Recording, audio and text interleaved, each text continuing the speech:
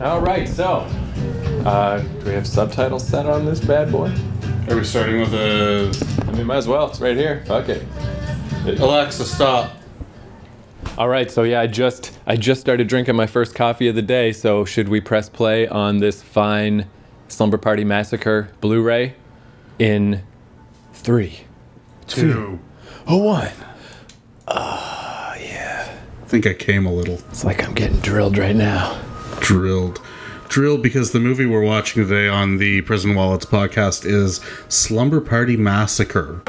Yeah, so I'm not sure. I know I rented one of the Slumber Party Massacres back in the day from a Blockbuster, but I don't think it was this one. I feel like it's just like part 2 or something. I don't know, there's 3 of them, and after the first one, the other 2 are terrible. Yeah, like I really had no memories of it. And this movie, like, I'm not going to say this is the greatest movie of all time, but when I watched it, whenever this was, a couple of weeks ago I watched it, and I'm like, this is like, it's not bad. It's got cool camera angles is the main thing I noticed. Like, there's definitely a slightly higher level than average to this horror movie. Yeah, the direction was done really well.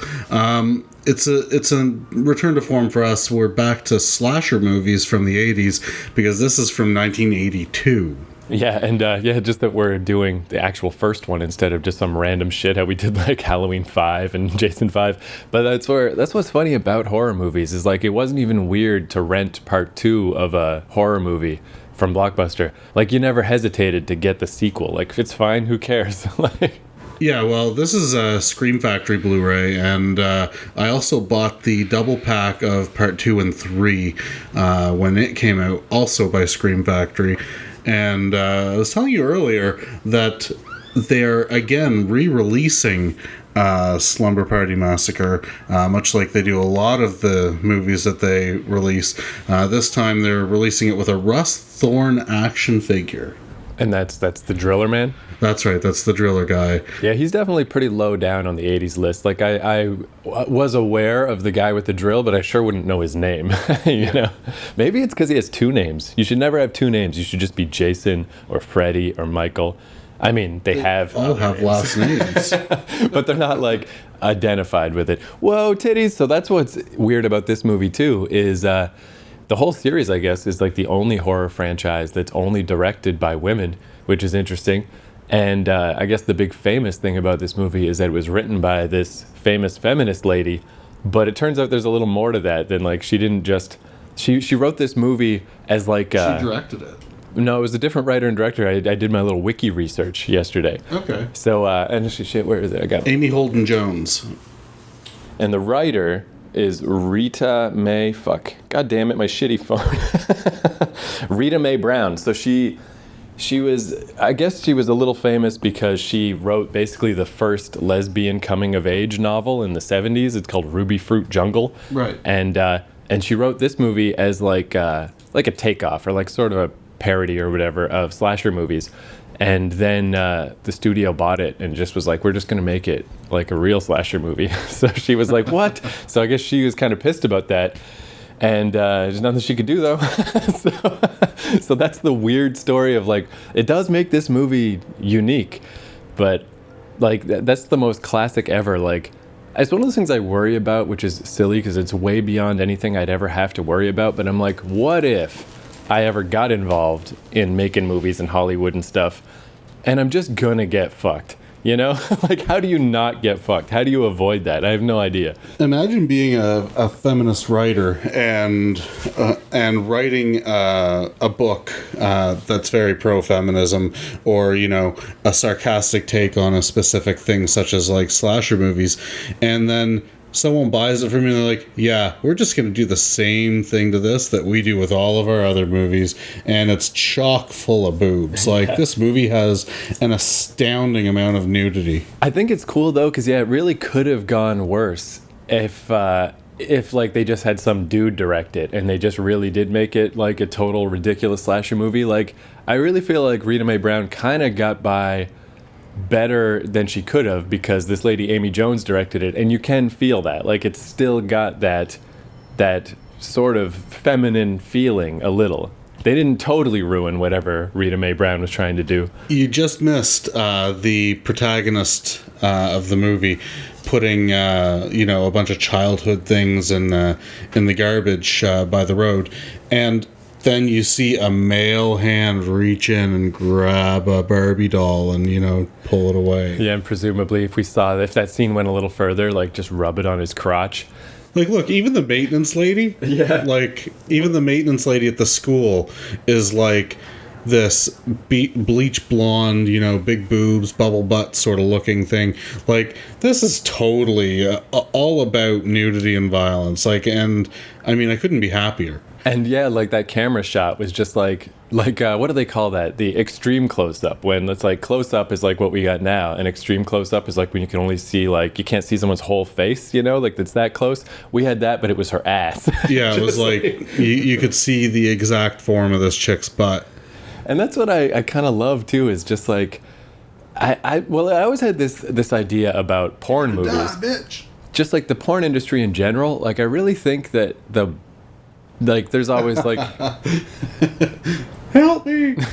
Yeah, they just don't notice. It's like a video game when you choke somebody out but no one can see you and they don't hear the sound. Help me, I'm still alive. See, our maintenance lady already. Yeah, she's getting fucked over hard. Oh, there's the first drill killing. Oh no, bro. Is a drill... the blood spray. Yeah, a drill is really... it's kind of a weird... I guess they were maybe running out of implements of death already, because it's pretty loud. I don't know that it's the greatest murder tool in the world. So the chicks are playing basketball in this scene, and not one of them is wearing a bra. Yeah. And not one of them is under a high B cup. Like, this movie is just full of big boobs. That's where, it's just such a weird dynamic, because it's like, it's not that there isn't guy-directed movies that are... But it's like, it's always almost annoying to me how, like, horror movies... They kind of pull back a little bit. They don't just go all the way with all this kind of shit. So it's weird that the one that's written and directed by women, they're like, yeah, fuck it. This is what this movie is, right? Like, let's just do it. Let's just give the people what they want. And what the people want could only be the braless game of fucking women's basketball with the giant-titted women. This is yet another movie that I stumbled across in the video store when we were kids, and... never rented it, and I don't know why I didn't rent it, because I know 13-year-old myself would have fucking loved this movie. It's a good title too. It's way better than like Prom Night. There's some pretty boring names. Even like Halloween became cool, but that's a boring name. Slumber Party Massacre. That's a fucking name. That could be like the name of your band or something. It's just cool. Like, if we had rented this when we were kids and hung out at each other's places, much like we did, like, we never would have returned this. Yeah, seriously. Yeah, just be like, oh, we lost it. Sorry. And those high, super high cut fucking 80s gym shorts. Man, the 80s was a golden time. And now we're straight onto the shower scene. Like, this movie slows down a little later as far as just pure crazy nudity, but man, it comes out of the gates fucking swinging. Like, oh yeah, it's just like, there's boobs, and we're gonna show you them all. This is like all the boobs in California at that point in time. Oh, that's Spring Stevens. She was actually in Nightmare Sisters. Yeah, that's right. That's was Nightmare Sisters? No, it was our second commentary. We did Land of the Dead first. So yeah, that was one of our early ones though. So yeah, she's a special MVP of the prison wallets. And let's just get this depressingness out of the way right now. So this main chick, Robin Still, again doing my little IMDb research and wiki research. Nobody in this movie had a link on the wiki page. They're all just nobodies who are in this movie, and that was it. Except Robin Still, who's the main actress. And I'm like, oh, cool, she must have gone on to do other stuff. Let's click and see what happened. And she killed herself at age 34, and she was only in shitty movies like this. No offense, Slumber Party Massacre. But, all like, Astro Babes from wherever, and just like stupid crap. And yeah, and then she killed herself. And I'm like, what? That's depressing. Look at this girl creeping on this other girl. Yeah, well, I guess that kind of makes sense too, because I should mention the lady who wrote it, Rita Mae Brown. I feel like there's two distinct types of feminists. There's gay feminists and straight feminists, and she's a gay feminist.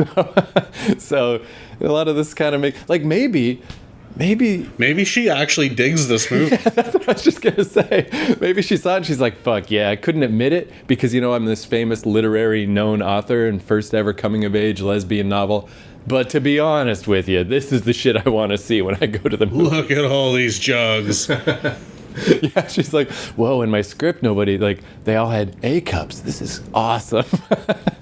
Like, that would be great. Yeah, they do, like, if they did writer's commentary and she's all dignified and stuff, and she's like, yes, when I first wrote the script, I was not imagining such giant-titted goddesses.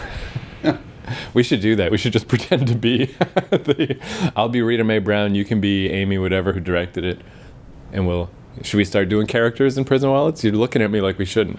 I don't know, man. I'm kind of not following. I was a little bit, drawn into the story of this movie. Yeah, who wouldn't be? But I love this too. Just I love like directness in movies in general. Like when something just is what it says on the tin. It's like this is what it's supposed to be, so here it is. And that's totally what this movie does. Like, I always used to think back when Married with Children was like the biggest show on TV. And I'm like, why isn't there just an episode where the daughter is just on a trampoline for like most of it? And why don't they do that every week? Like that's what I would have done when I was 12 and possibly now. Yeah, I was a big Married with Children fan back in the day. And absolutely, what the hell was that girl's name? Christina Applegate. Yeah. She was definitely huge back then. Like, I had a poster of her, actually. I remember my mom was real into that show. Like, I would always go to like beavers and cubs and that type of shit. And it ended like right as Married with Children started. So she would always be like, hurry up, come on, go on, let's go. And, it was only around the block, so we'd only be 5 minutes late for Married with Children. And I'm like, man, my mom had good taste. And there we see the departed handy woman with a big drill hole in her head. Yeah, so speaking of just movies not fucking around and like actually delivering what they're supposed to get, this really is a Slumber Party Massacre. There's like 11 deaths in this movie. That's a pretty high number. Because like, I got a lot of memories of classic log home video like we've talked about, where I would just go rent whatever. For some reason, I always think of Prom Night. Because, it's pretty famous, Jamie Lee Curtis, but it's really boring. Not that many people die, and I'm just like, eh. And that happened a lot. Like, you'd rent a porn movie because it had, not a porn movie, a horror movie, because it had an awesome cover. And then, yeah, you're just like, meh, it was pretty slow. But yeah, this movie, I mean, it just gives you what it says. I don't remember this. Does Brinke Stevens get fucking killed off real early? I think she does, yeah, because she's not at the slumber party, as far as I recall. God damn. She's like the biggest name in this fucking movie. Yeah. At the time, I mean, I guess.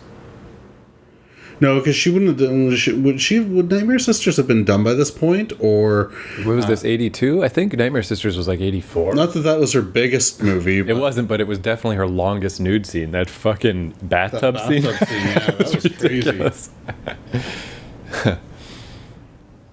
They were in a bunch of stuff though, like oh man, Sorority Sisters at the Slime Ball Bolorama or something.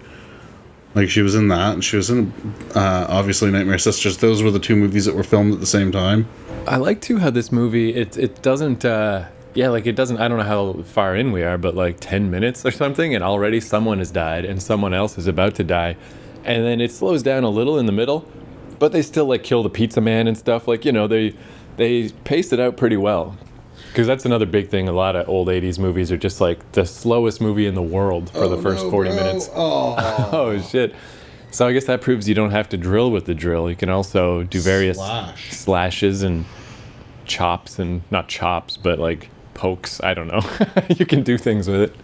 So for those of you who haven't seen this movie and don't have it and are just listening to this review, Russ Thorne, the serial killer in this movie, he escaped from a mental hospital, like an institution sort of thing, and just decided to start killing right away. Like, he escaped, and like same day, that's it, he's killing. And he previously killed too, right? I think is what they say on like the news report. Yeah, that's on like the radio, is just like, and yeah, like these shots are just, it just looks really good. Like, but they just had a shot where Brink was running between the lockers, and the camera like goes down the aisle and then slides across, and it's just like Because again, I'm just shitting on the 80s in general here, but a lot of 80s horror movies especially were not artful in any way. That's what made Evil Dead 1 so neat, was like they did all this cool shit, but a lot of times it's like, just set up a camera, don't fucking worry about it.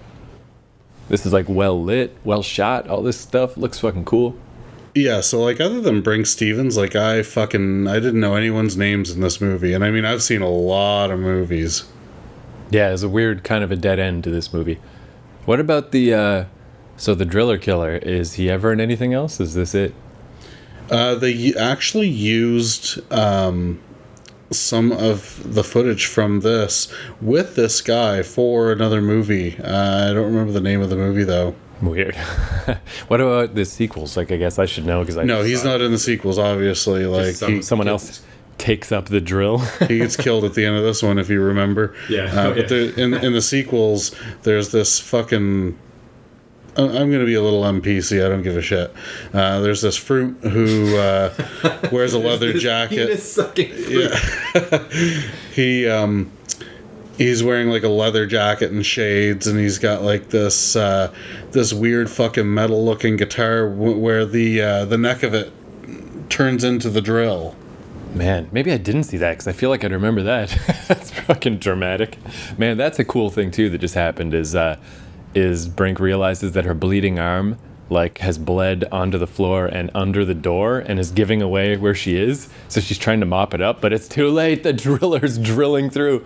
It's kind of like No Country for Old Men, right? Where the dude's got the cow killing. Oh, right. The pneumatic air compressor thing. The bolt thing. Because you can do the bolt gun. Similar stuff with a drill. You can get through doors and skulls and whatnot.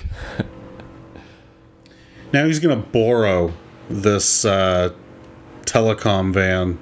So I guess we didn't see her die, eh? Is that it? No, yeah, that's it. I don't even remember if we see her body after that, like... Yeah, it's actually a little disappointing. It's a little strange for this movie to just kind of pull away, but I guess, hey, if you're going to do it once, that's all right. We'll survive. But yeah, I was going to say, too, about my big theory about how to fix, quote-unquote, fix the porn industry, because there's all this, like, is it empowering to women? Is it not? Whatever. I just really think the way to kind of clear up that whole industry would be similar to what they did here. Is it just, why don't women start porn companies? If the porn industry was run by women and they were directed by women, you could still have the same crazy porn, but you just know that it wouldn't get as creepy and bad as it does now, like the on-set situation would be a lot better. Every once in a while you get I mean, I don't know much about porn right now, but I mean, I used to watch a lot of porn back in the day, and you get these few actresses like Jenna Jameson who makes it so big that, she has like a stable of talent that she sort of manages and videos made with her sort of input. And then you've got like Joanna Angel more recently who she does sort of the same thing. Like she's there's this movie coming out called Under the Bed that I'm actually for the very first time in ages interested in seeing a porn movie, because it's a horror movie that just happens to have sex in it. And like the trailer for it it looks pretty decent. Like it really does remind me of like 80s early 90s porn, or sorry, 80s early 90s horror. Yeah, but we're both but there's pornography in it, like there's actual sex. Yeah, I'm interested in that too. Maybe we should do a commentary for it. I don't know. It'd be a little weird at the YouTube we'll have to put a divider up so that you can't see each other masturbating. Yeah, I guess technically that would be us watching porn together, but yeah, that does sound like an actual... I don't think I've actually watched porn with you. Yeah, I was never big into, besides just dumb shit like that stupid like 8mm film thing that we found of my dad's like porn thing. At Terry's house I watched that, but I've never like sat down and watched porn with anybody. I watched porn with a couple of people. Like, I mean, watched porn with Terry all the time when we were kids, and watched porn with my old roommate Scott, but not like to sit there and fucking whack off. Just, you throw porn on, you watch the porn. Kind of like it's a regular movie. And then you retreat to your rooms while it's fresh in your mind, and you fucking churn out that man butter. I remember Trent Reznor saying that, like, when he was on tour in like the '90s, that you just hit a point after a while when you're sharing hotel rooms with people where you just can't. You just are tired of like dancing around it. You just like take a porn magazine and you're like, I'm going in the bathroom. I'm not coming out till I come out. Don't bother me, you know. And then you could do that after if you want, whatever. But so yeah, we just had a drill fake out. There's a lot of fake outs in this movie where, you know, this one chick was going to the door and a drill comes through, but it's just the other chick doing a terrible job of home repair. Somehow drilling through her front door is what she needed to do. Man, this movie is so dated with certain things like the telephones and like the rotary dial telephone and the weird wind up feet that kind of walk on their own. They take a step and... Man, rotary phones, holy shit, right? Like, isn't it weird that was just normal in our time, like in our lifetime? Because that feels like that's like some Edison fucking shit. It's so old. If someone took the time to edit out the rotary phones and just put a cell phone on the counter or something like that instead, you probably wouldn't notice the difference, because the clothing and the hair on the girls in this movie, and you know the male characters as well, it's not really that dated. Yeah, I mean, there's a lot of stuff in life that really doesn't progress that much. Like, it's weird to read really, like, novels set in the 20s or something, and you don't really notice when you're reading that it's different, because you don't notice the stuff that's missing until somebody goes into a diner and they buy breakfast for 15 cents, and you're like, oh, shit, that's different. Like, that's weird. Yeah, man, I mean... Remember when you could go with like $1 and you could come out with like a good amount of like candy when you were a kid, like Ring Pops and fucking bubble gum. What was that bubble gum called? Big League Chew? No, not Hubba Bubba, but the stuff that came, the hard little chunks of gum you could buy. Do you remember that? Kind of. I mean, if I saw it, I'm sure I would. I don't remember what it's called. Bazooka Joe. Oh, yeah, sure. You know, Bazooka Joe. And, yeah, when you say hard, it's because I don't think they were supposed to be hard. They were just always old as fuck. Oh, but they were so good. And they always had sort of a pepper to them after, you know, when you bit into them, there was a little sharpness to them that, you know, that wasn't the fact that they broke off like cement in your mouth. And the super hilarious fucking jokes that were always in it, the little comics. Yeah, they were dumb. Yeah, why'd he fucking throw the clock out the window? You know, just like the worst shit. Wanted to see time fly. But I was gonna say with the rotary phone thing, like that's also one of the few things that didn't ever like come back, you know, like most of the other stuff, like in this movie, if you see like their old like stereo and record players and all this stuff that used to be cool, kind of it went out of fashion and then it came back. But I don't think rotary phones are ever coming back. Yeah, record players went out of fashion for a good amount of time too, like close to 30 years. Yeah, I remember when like Nirvana Unplugged came out. I was trying to find a copy on vinyl because it just would have been the coolest, weirdest thing to have a record of that back in 1994. But because that was like the nadir, like that was when nobody gave a fuck about records.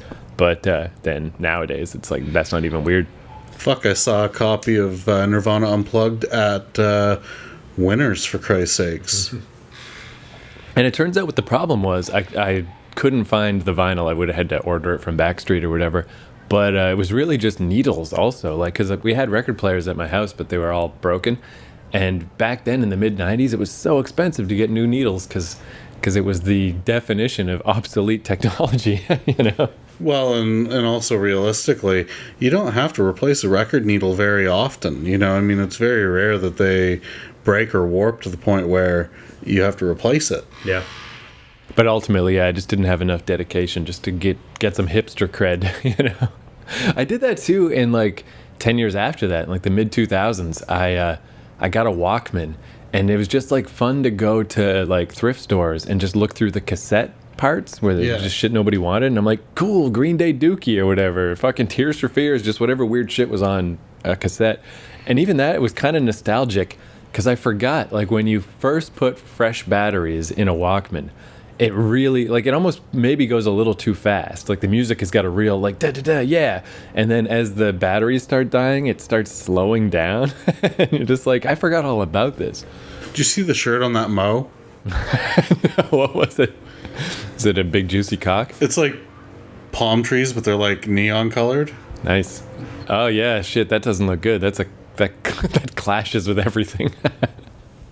much as his sexuality clashes with those around him. So the basic plot of this movie is you got are these supposed to be like, how old are these people supposed to be? Like, they're clearly in their mid-20s, but that old dude looks like he's supposed to probably be in his like late 30s, early 40s. but that school they were at, was that a high school? Yeah, these are high school chicks. Like, they're supposed to be about 17. Because it gets extra weird with the kid next door, where, okay, so basically they've got this new girl at school or whatever that they wanted to invite to the slumber party. I never ever saw a package of Kool-Aid that big. Yeah. Man, Kool-Aid is fuck. just gross too, right? Like, oh, motherfucker. like, yeah, like I never really realized that as a kid, that Kool-Aid powder is nothing. It tastes terrible. You got to put in like a cup of sugar.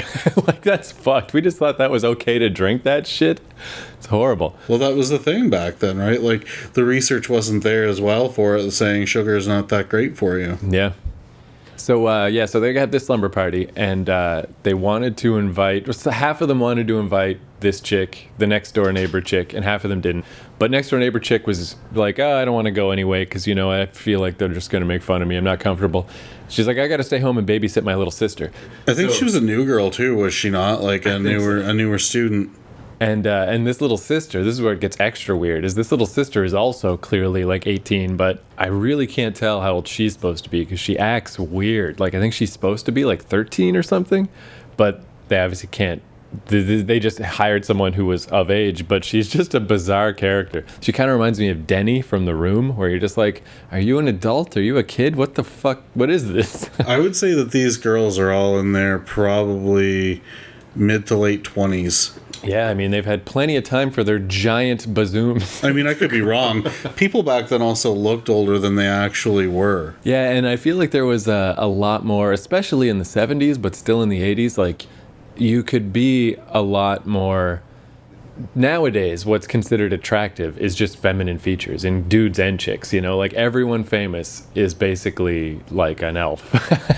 But back then, you could be a lot more just like a normal-looking person.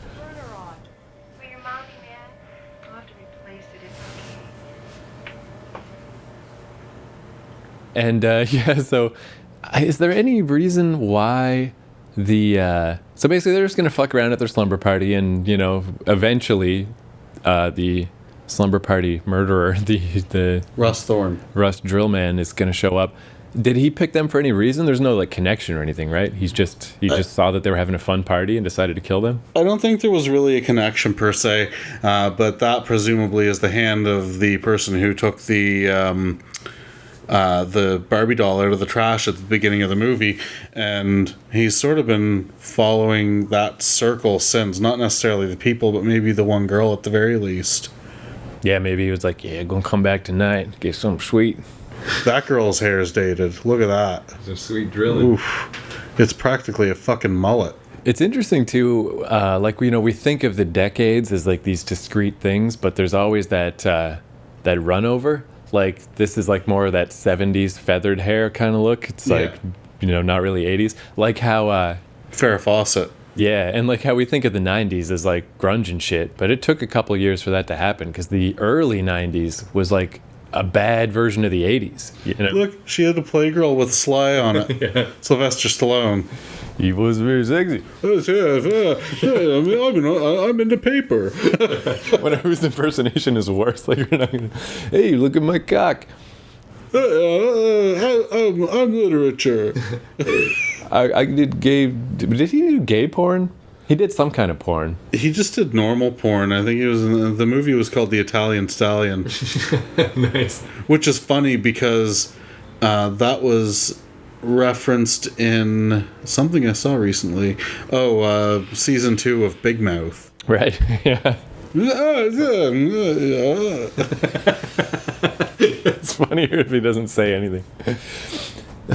Man, in season 3 of Big Mouth, that's the other thing that's weird, like how I don't know, just like the levels of what you can push, where like in the 70s it felt like things were really crazy, and in the 80s you could still do pretty crazy stuff.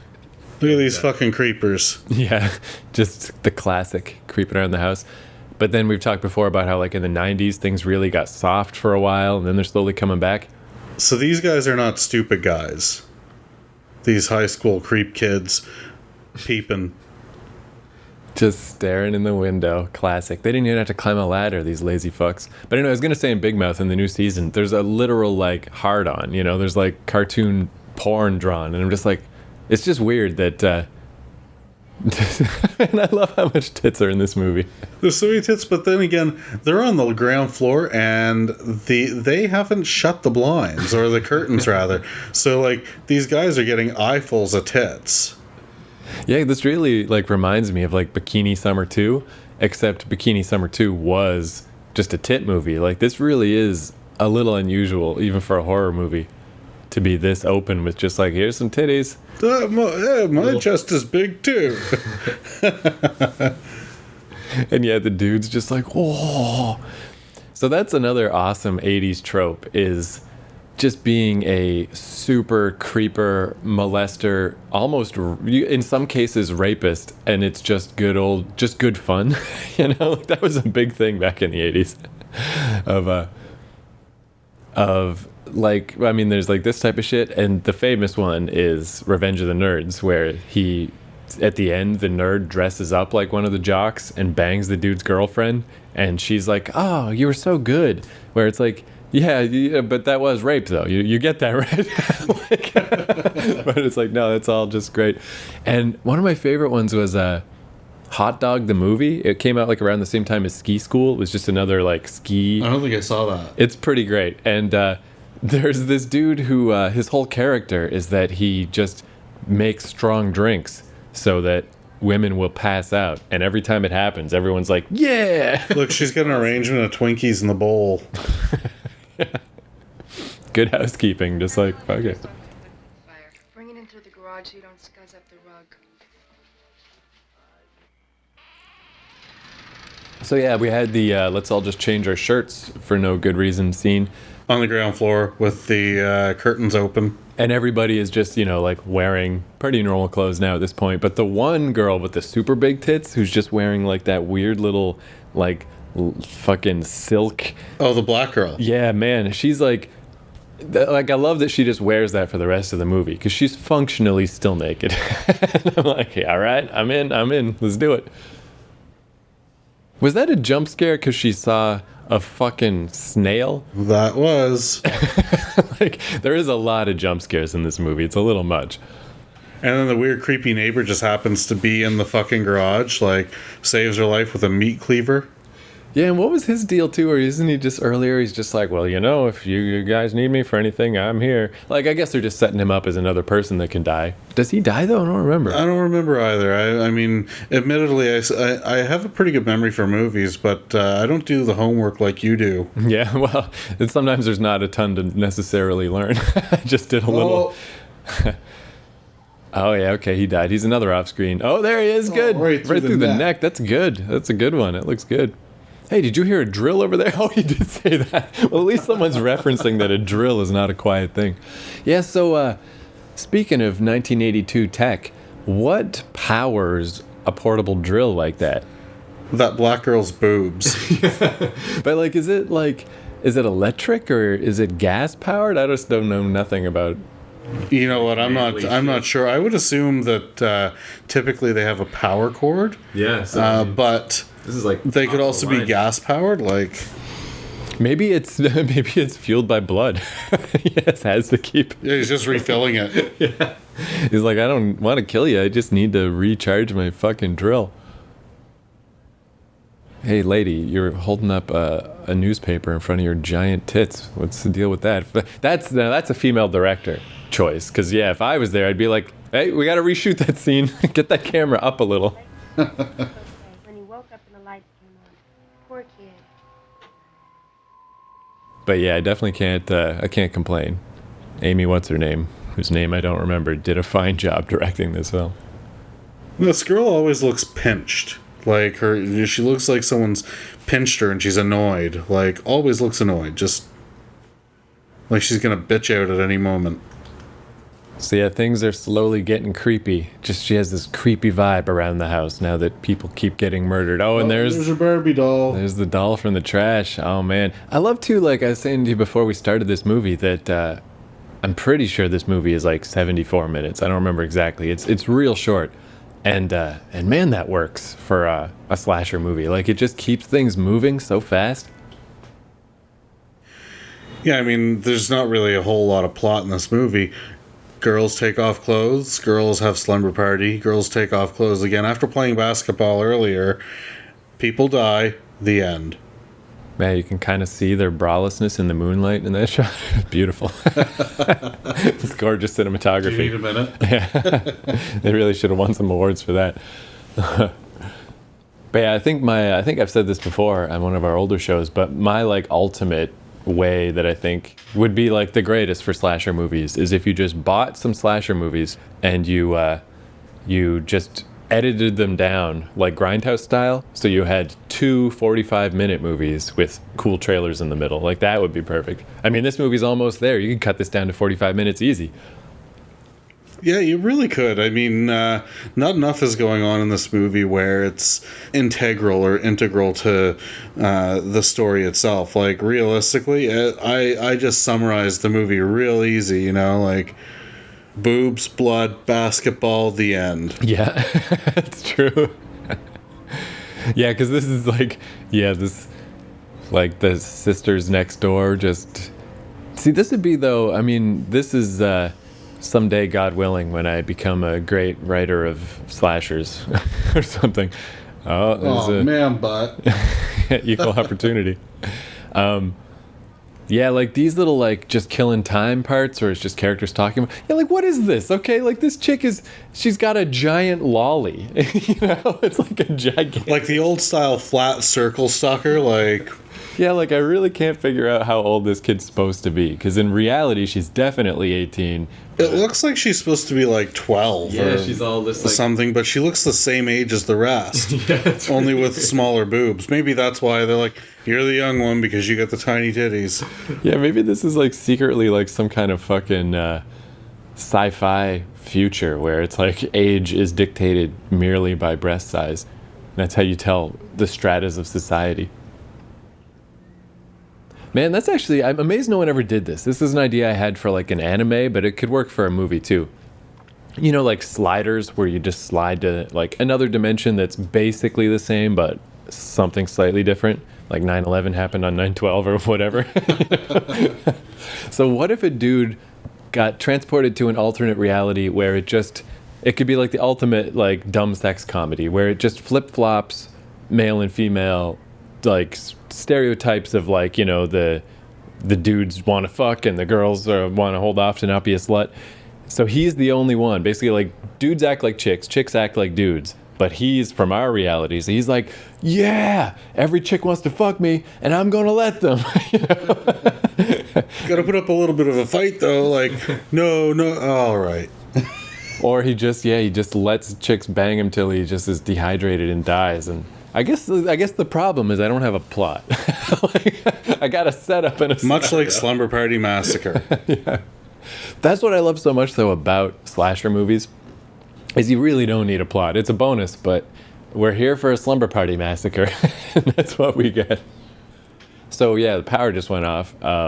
Was that the drill man? I wasn't paying attention. You know what? I wasn't paying attention either. But I assume so, right? He's fucking with them. He's leaving the little doll, and he's killing their neighbors. I think they just have to reset the breaker, though, if I remember correctly, because they end up having power again. So speaking of telephones, also, that's one thing that's weird is that, like, I don't think anything has fundamentally changed story writing as much as the cell phone. Like, any script from here on in, you really got to decide, is this happening before or after cell phones? Because it just changes every plot. Like, if they had cell phones in this movie, you can't just cut the line to the phone to the house, you know? You've got to somehow incapacitate their cell phones. Or the internet, because, I mean, realistically, the internet and cell phones have really, you know, they sort of dictate how a plot's going to go, whether it's modern or, you know, retro. I started realizing that just with my own shit when I'm writing stuff, that I don't bring it up, but it's like, I guess everything I write takes place in like 1994, because I just don't think about cell phones from a plot standpoint, you know? Well, I mean, realistically, if you had your way anyway, you'd still be rocking flip phones. Yeah, I had wasn't like a flip phone, but it was like a fake BlackBerry from 7-Eleven till last year. And the only reason I had to get rid of it is because I dropped it in the lake. So- Just bashed this fucking dude, one of the creepers in the head with a fucking flashlight. So were they invited or are they just creeping? No, they're just creeping. Wow. Well, I mean, I guess to the fucking bold go the spoils, right? If you don't go creep around a house, you're never going to get The invited girls in. are like, come hang out, even though we're pretty much in lingerie. I love this too, of just like that's the other thing that's great about slasher movies is like normally if you introduced all these worthless characters in a movie, you'd be like, what the fuck are you doing? But it's perfect in this movie because they're just there to die, you know? That's one idea I've got. We're going to do an episode at some point talking about ideas for horror movies and shit. But I totally love the idea of like a Necronomicon type book, like having some magic in it, because I want to kill a bunch of the characters and then bring them back to life and kill them again. I just think that would be so awesome. You're just like, oh, thank goodness. Woo, we saved our friends. Ah, fuck, he's dead again. Shit. Double the murder, double the fun. Yeah, I just think that would be awesome. Oh, fuck, raccoons. Did that raccoon eat my snail? I mean, some of the clothes, I guess, some of the clothing decisions are a little odd, maybe, but not dramatically so. Man, it's amazing sometimes to see, you know, that whole thing of like every 20 years fashion comes back or whatever. It kind of happened in that without me realizing with hipsters. So like I lived in New York in like 2008, 2009, and it was like the height of that like fucking just hipster bullshit look.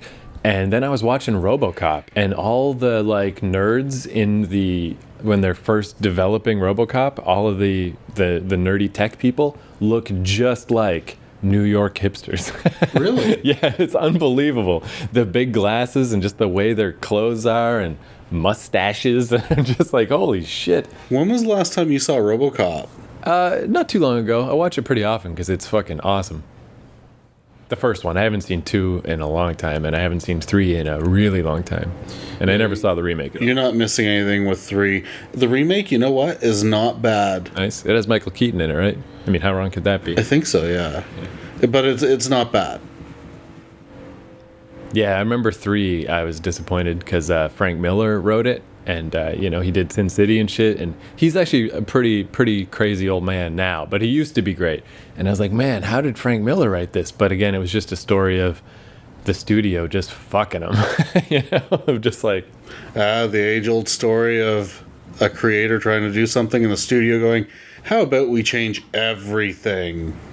But I seem to remember 2 being like, okay, it had, what was it? Nuke was the drug. I think that was part 2. Yeah, the most insane. But part 1 is like legitimately a really awesome movie. And it had that little bastard kid in RoboCop 2 who was dealing nuke. Oh, really? Yeah. He's hanging out with all these crazy drug dealers. Was he an actual kid, or did they also hire a 20-year-old? No, he looked like he was in his early teens.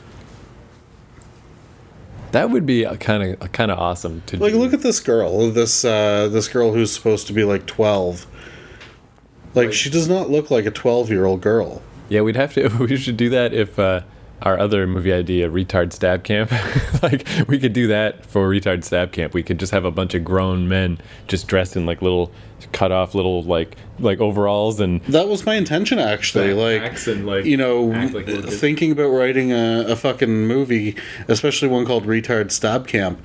Like, I wanted to go back to the 80s sort of thing where it's basically an adult dressed like a child because that's what they did. Like, look at Sleepaway Camp. Like, almost every fucking person in that movie was in their 30s and, you know, pretending to be like, you know, 12 and 13 years old. yeah, Sleepaway Camp was actually kind of neat because it did actually have like more actual kids than you'd expect, but they just mixed in the adults with the kids, which made it even worse. It's like extra weird. Oh, there we go. It's been a little while since some titty. So yeah, this chick, she just playing hot and cold with her boyfriend outside, and I assume this boyfriend's got a drillin' coming his way. And he's got a handful of titty, though.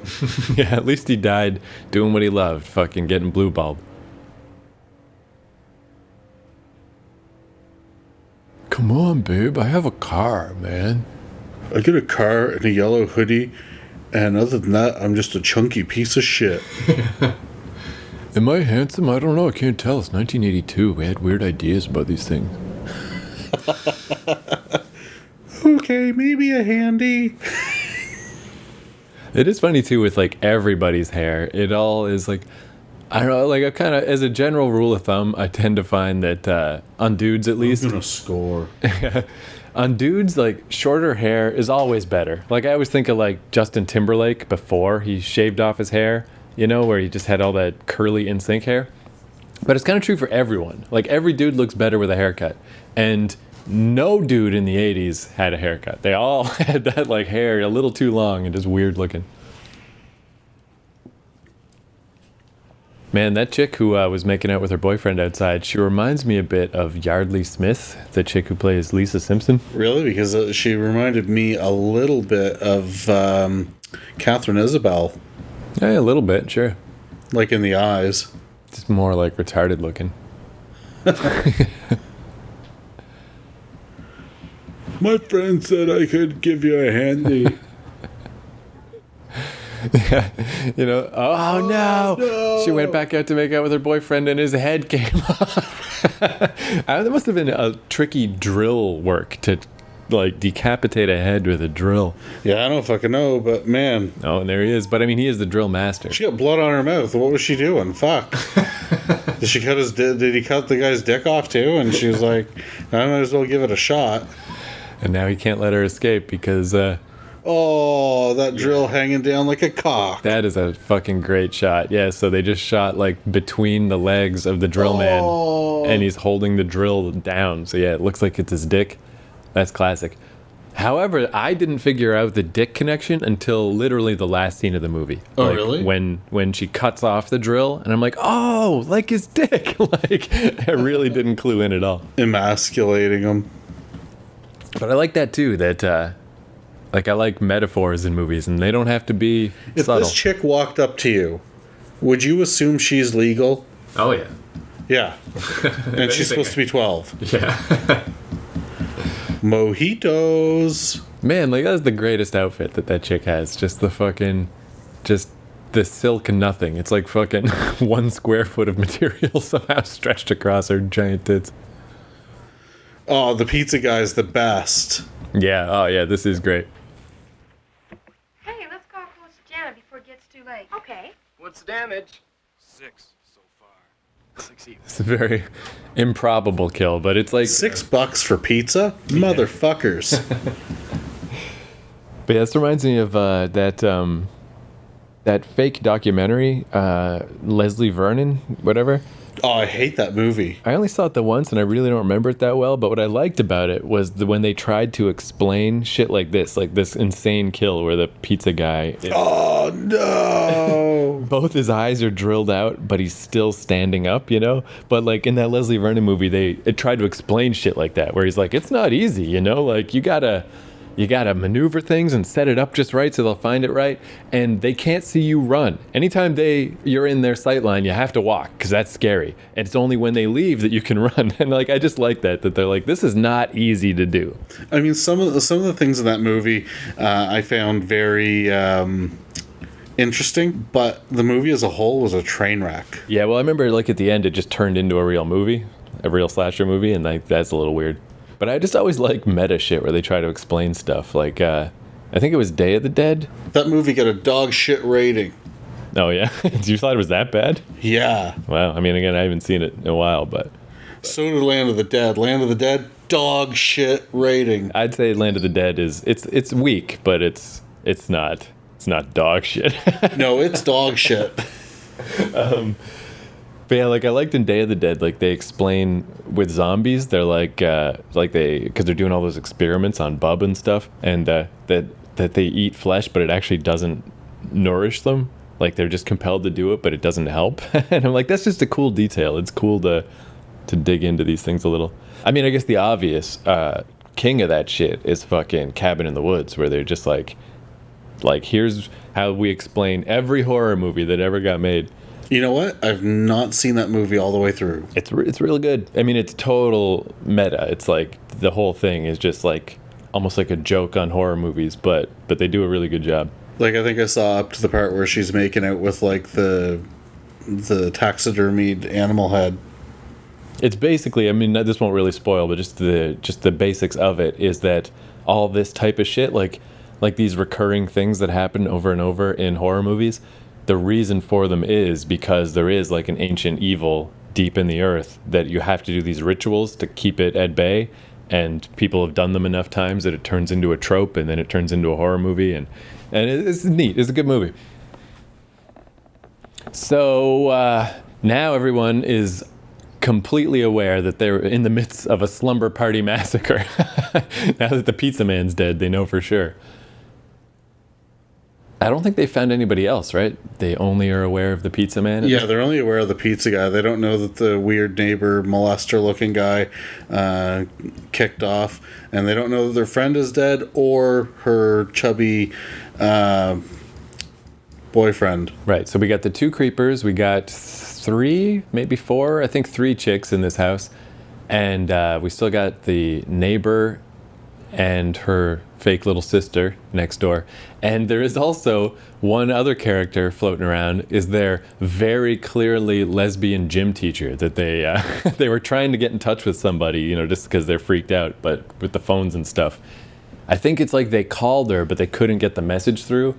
But no, Russ Thorne cut the phone line. Right, but there's like, they got through long enough that the gym teacher's going to show up, because she's just like, something's happening and I don't know what, so I guess I'll just go get drilled. No. Oh, they just found her. Found old makeout face, making out with her boyfriend's dead dick. Oh. Right through the fucking shoulder. Like, seriously, that would be awful. Oh no, she got drilled and now they're gonna drill me. As soon as I felt it, I thought I should stand still and not try and run away from it. What do you think? So, yeah, because so this little horror script thing I've been working on, I got just general basic slasher guy, you know, just Jason with a different mask. I didn't really think about it too hard. As far as weapons and stuff go, I got nothing. But I don't know, what do you think? Like, they've used... so Michael Myers is knives. Fucking Jason is like machete, I guess? Machete's his most common weapon. Freddy's got his gloves. This guy's got a drill. What's left? What have they not used yet? A dildo. Yeah? Just beat people with a big cock? No, like stab them through their eyes or like choke them with it or something. Yeah, could do that. I guess too, in the case of that thing, I mean, we'll talk about it later, but... Butter knives. Yeah, just to really make it hurt. Just like, fuck it, I'm gonna saw your whole goddamn head off while you're alive. No, this is awful. Hold on, I got another hour. No, this sucks. Man, quit talking, you're making it move out of place. It is like so crazy creepy, but have you ever seen those like legit videos of people getting beheaded? Yeah. It's shockingly easy. Like, the human body is just a bag of blood.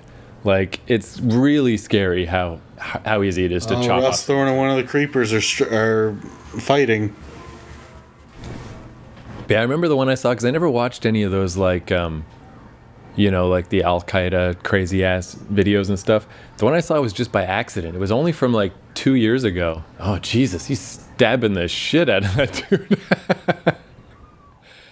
This guy is a pretty good murderer. And the way that was filmed was done really well, too, because, like, the guy was fighting back, but unable. Like, once that first stab get in, like, all he can do is flail. He can't, you know, he's not getting away. He's not, you know, overpowering and flipping him over and surviving. He's just flailing and getting stabbed, and, you know, you can see the panic on his face. Like, it was just really well done. But yeah, I was going to say the video I saw was, like... It was only from, like, I think 2 years ago. It was these backpackers in Morocco that... It was just a weird story where it was, like, some kind of, like, Al-Qaeda fucking weird-ass... I don't know, people in Morocco that wanted to... The idea was they wanted to destabilize tourism. So they're like, hey, if we just go kill the tourists and video it and upload it to the internet, it'll freak everyone out and they'll stay away from our country type of shit. And they did oh, that's great. Just the fucking trunk of the car filled with bodies. Just cram one more in there. That's fucking awesome. That'd be a good poster. Yeah, and they did such a bad job of it. They basically, it's these two women that were just in a tent out in the woods, near this like pretty famous hiking place. And so these dudes like broke in and just like decapitated them both, filmed it and uploaded it. But they were just so bad at it that they all got arrested like the next day. Like they didn't get away with it at all. But those chicks are still dead. And yeah, it's one of those things on like 4chan. I clicked a link and it's like not that. It's like I thought it was something else. And then it's like this horrible murder video and it's all grainy and stuff. But I'm like, is this real or is this fake? What the fuck is this? And then I looked it up and I'm like, oh shit. And that's when I read about the news story. I'm like, that was real. And that was my main takeaway is like, it was so easy. Just like slice somebody open, cut their head off. Like we are so frail. We're so weak. If anything, yeah, it's like in horror movies, it's almost too much effort to kill someone. Because in real life, it's so easy. He's so cold. Is the pizza? Yeah, so that's what's interesting. Like, that's clearly from the original version of this that was just supposed to be like a parody or whatever. Oh, man. They have the pizza on the dead pizza delivery guy's back, using him as a table while they eat pizza. Yeah, and that's great that like even though they didn't do what the original author totally wanted with this movie, they obviously still kind of did. Like they like stuff like that they left that in. Like it gives this like a nice texture that other 80s horror movies don't have. Cuz it's not like a parody. This isn't a joke movie, but it does have way more weird shit like that in it.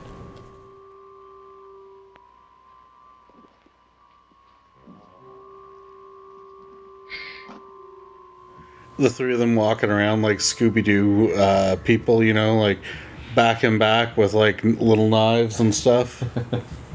I guess not little knives. I mean, they're big fucking knives, but I love too like that in a slasher movie. I mean, my basic thought, if I write one, is nobody's getting out of this thing alive. But I like that as long as one person survives, like that's fine. You can just wantonly kill everyone else. And it's still considered like, yeah, that's fine. Hey, one person survived. We better open the door. No!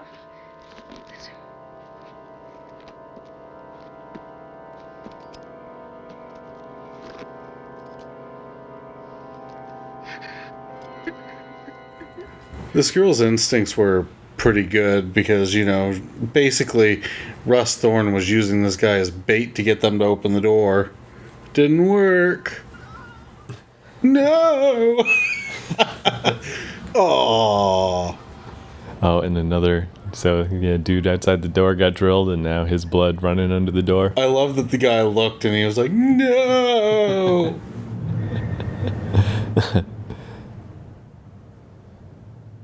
So I think this is the gym teacher, right? Yeah, it must be. I mean, how many other characters could there be in this movie? Yeah, and meanwhile, these fucking people next door are still just, like, hanging out next door. Like, Jesus. Fucking go where the action is already. There's a fucking Slumber Party Massacre happening.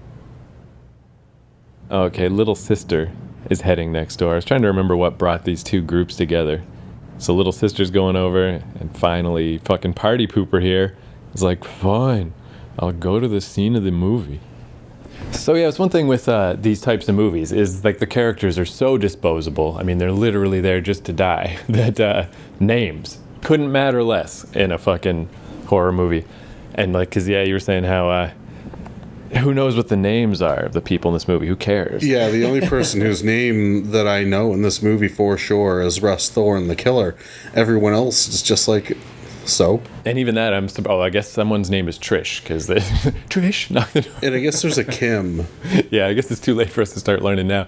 Although, I'm surprised that you know the driller killer's name because I certainly didn't remember. It said it at the beginning on the paper, right? And yeah, it's on the newspaper a little bit, but it's like that's like a sign of, that when you remember a character's name in the movie like this, you're like, hey, good job. Like that was a fucking rememberable. That was a memorable character. Oh no. Got a nice drill slash in the face.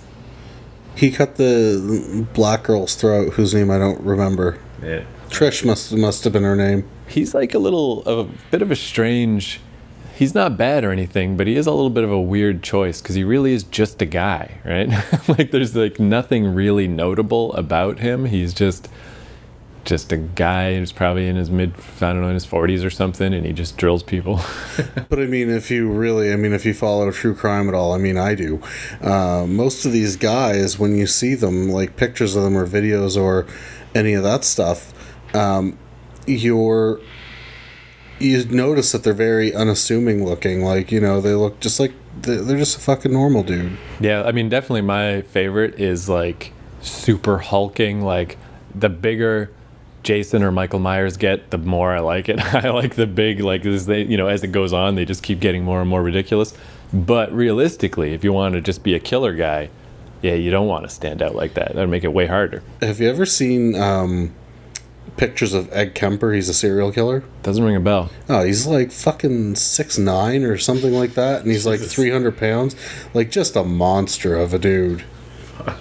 Sounds kind of awesome. Because I always think of like with the Terminator, like the original script. I don't remember who was supposed to be the Terminator. It might even have been the Kyle Reese dude. What's his name? Michael Biehn. Yeah, because like the idea was that the Terminator should be unassuming and should be able to blend into a crowd. And technically that does make a lot more sense. But then they're like, fuck it. Let's just use Arnold Schwarzenegger because he's awesome. But yeah, like if you were going to send someone back to infiltrate the past, you do not send Arnold fucking Schwarzenegger, who can't pronounce a word to save his goddamn life and is like enormous. And we're not going to do...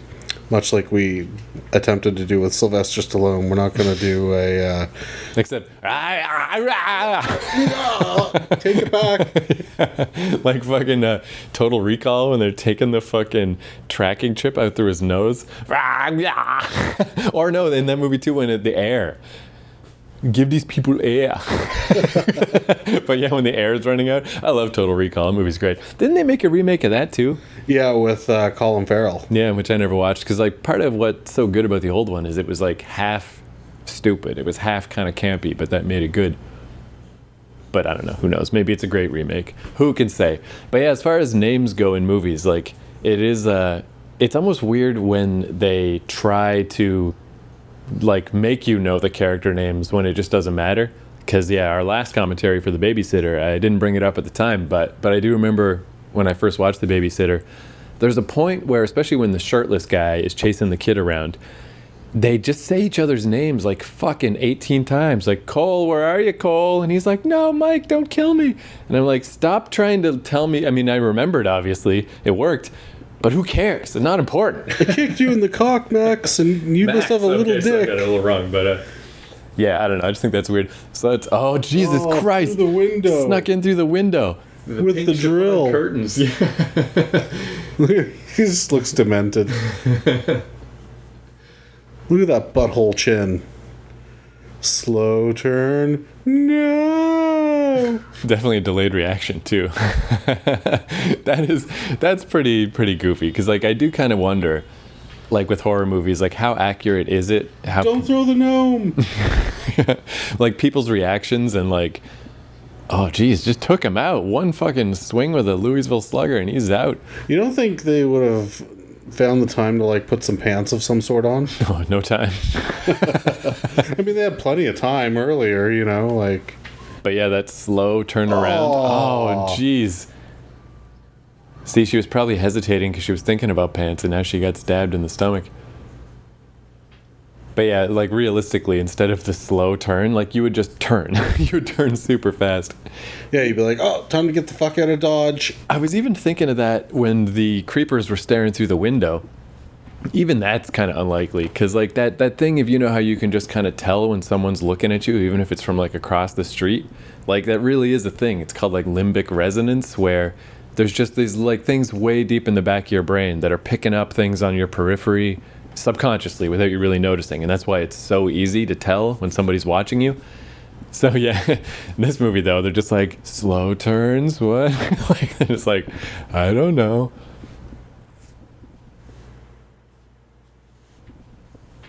Now, Drill Man staring in the mirror, moment of self-reflection, like, has this gone too far? Geez, maybe I shouldn't have done that shit. I'll only drill 2 or 3 more people, and then I'm done for sure. So who's still alive? So we got Neighbor girl and her her little kid sister who's course. 25. has to live because she's only 25. Can't kill her. And the main protagonist girl who ends up just killing herself in real life. Wait, that's her though. That right? Isn't that the one who kills herself? This chick that we're looking at in the purple. Yeah. Yeah.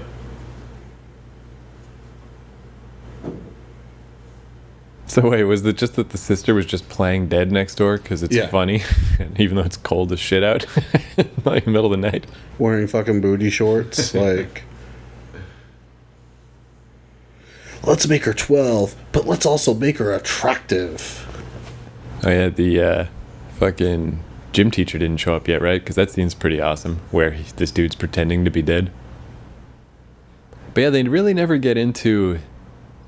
Maybe in the sequels in the sequels it's not him, right? Because he dies in this. There's really no motivation for him. Maybe it's better that they don't. Like, it would just be something corny.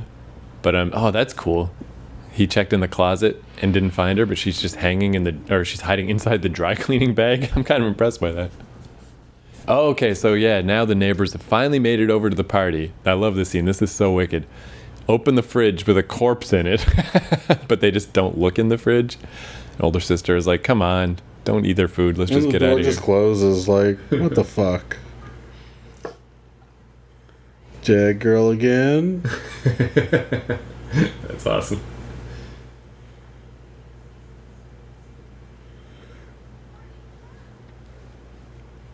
Gonna check for beer anyway because I'm legal age. So mischievous. Dead girl! What a scamp. Oh, stab corpse.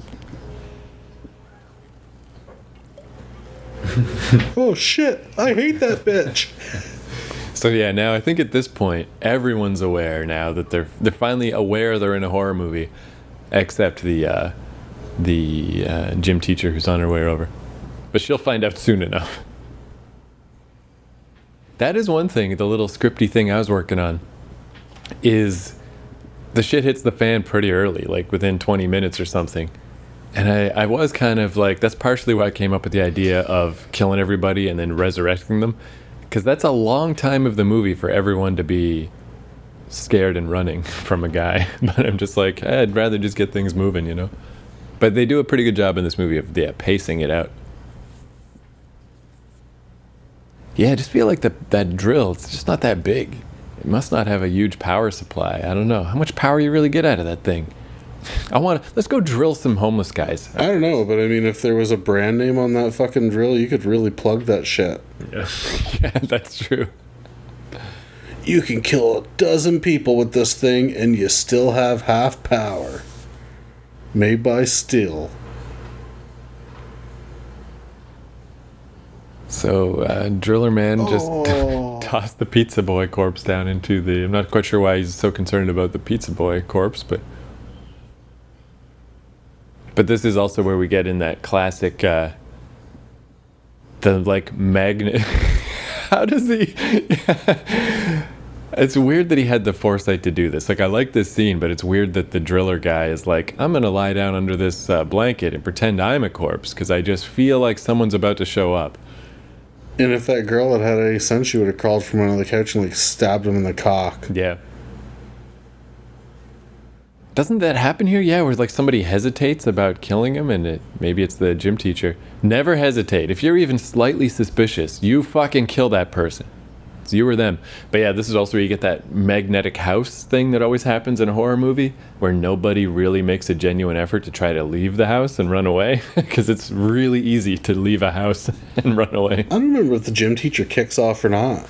Yeah, I think she doesn't make it very far. I think she's the one. She like hesitates in this. Who's under the blanket? On the floor. Is that a drill? Nah.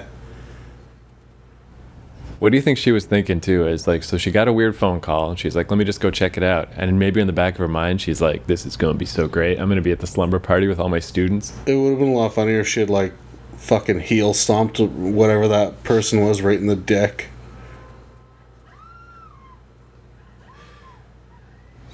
That really was just a bizarre bit of tomfoolery of like getting under the blanket, and then he just immediately just gets up anyway, and now it's fire poker versus drill battle. Come on, what the shit? Yeah, so now neighbor chick who's in the fucking... Oh, that's pretty sweet. So she's in the garage and she's just like going through all the tools and they're like, none of these will do. And then she finds a fucking buzzsaw. Oh, yeah, but of course this one isn't powerless. It's got the cord. Very long cord, but not long enough.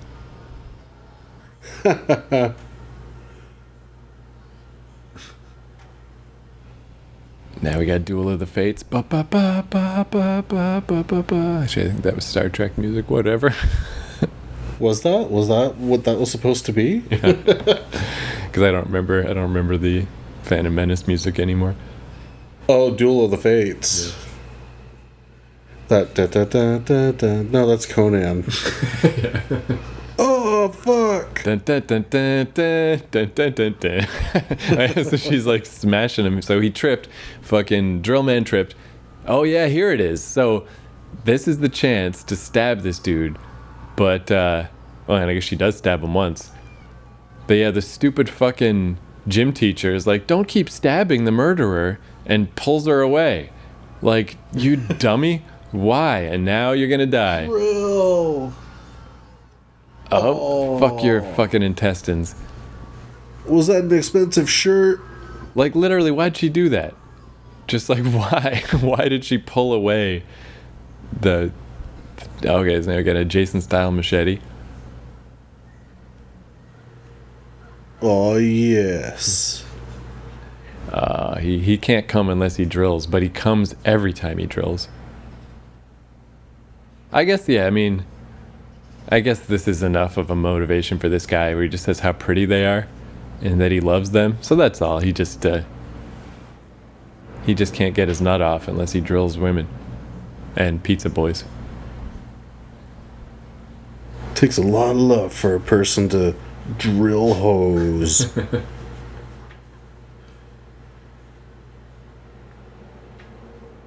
He is pretty good. Now that he finally gets some dialogue, he's actually pretty creepy. Yeah, no, rehearsal really only took him like 15 minutes.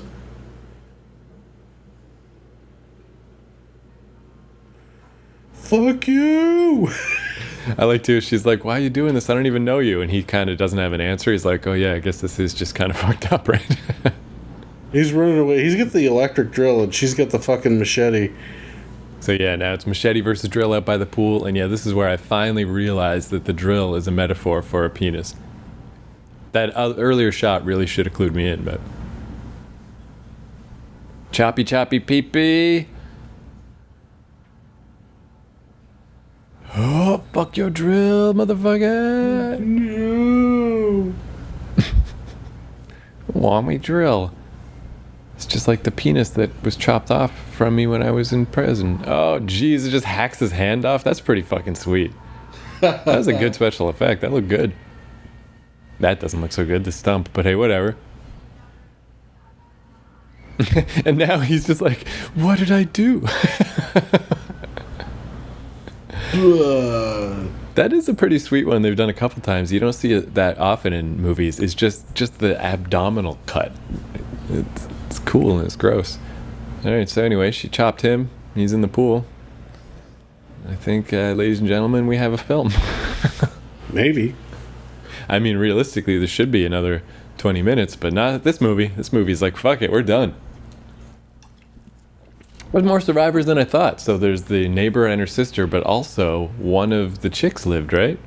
Yeah, the Butterface, the main...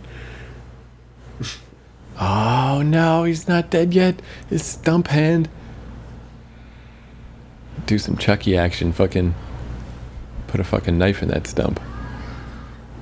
But without his drill, he's just pathetic. He just fucking charges pathetically. I've only got one hand.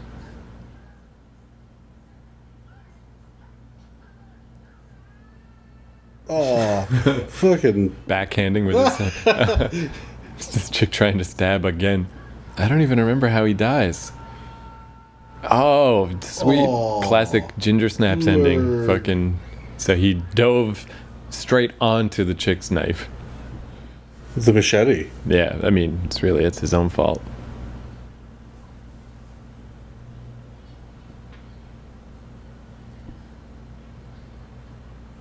Now everyone's weeping. I guess you got a lot of adrenaline in your system. It's fucking. We should have invited you to the party in the first place. We're BFFs now because there's no one left. Is that literally? Geez, that's like creepy. That's the last shot is just them all just crying. I mean, it makes sense, but you'd expect more of like a high five freeze frame or something. You know? We did it. Yeah, so fucking that's it. That's fucking Slumber Party Massacre from 1982. Yeah, I mean, I think like you're like kind of like we said at the start of like you didn't really need a commentary for this. Just the title "Slumber Party Massacre" pretty much covers it. But hopefully you learned some fascinating tidbits about Everything else but the movie. Yeah, exactly. Hopefully we jogged your memory a little bit about RoboCop 2. That's what you're really here for. But this movie is available on Blu-ray by Scream Factory. There's a regular standard Scream Factory edition that I have. It's about $25-$30 if it's not out of print yet, but it doesn't matter because it's getting re-released by Scream Factory yet again with an exclusive Russ Thorne action figure. Yeah, that's kind of cool. I don't buy those things. I mean, I didn't give a shit. They had a Tom Atkins figure for their Night of the Creeps Blu-ray that they recently released. Yeah, this really is too. Like, I feel like this movie is actually the perfect like slumber party movie. You know, like I don't know we necessarily call it that when you're a dude, but you know, if you were just, you know, like Even the credits, like the credits are done. Yeah, that was quick. That's like, hey, can you hand me that controller? I want to see what the bonus features are. But yeah, if you just need just a movie to watch with your friends while you're sitting around drinking or something on some weekend. Or if somehow you don't have access to the internet and you can't look up pornography, like this is it. It's just trailers, I think. Yeah. Oh wait, no, there's a making of. Making of. Still gallery. Cool. So there's Sleepless Nights, the making of Slumber Party Massacre, an interview with Rig Kennedy, whoever the fuck that is. That's a good name though, Rig Kennedy. There's the Slumber Party Massacre trailer, and there are also trailers for part 2 and 3 and a still gallery. So yeah, another delightful commentary down. So we're the Prison Wallets. You can find us. Let's see if I can remember all the stuff. So keithcourage.com is where you can find the podcast, and you can also download us from Apple Music or iTunes or whatever you want to call it. Let's see. The RSS feed is on Keith Courage. Twitter is Podcast Prison, and our Instagram is prison_wallets_pod. And I'm Keith McNally on Twitter. And where are you on Twitter, Ray? I'm at BoraHero77 on both Twitter and Instagram. And you can also find us on YouTube. Oh, yeah, of course. Yeah, YouTube. Yeah, the YouTube one is, it's cool because, you know, we little shots of the movie and stuff. So, yeah, I don't know.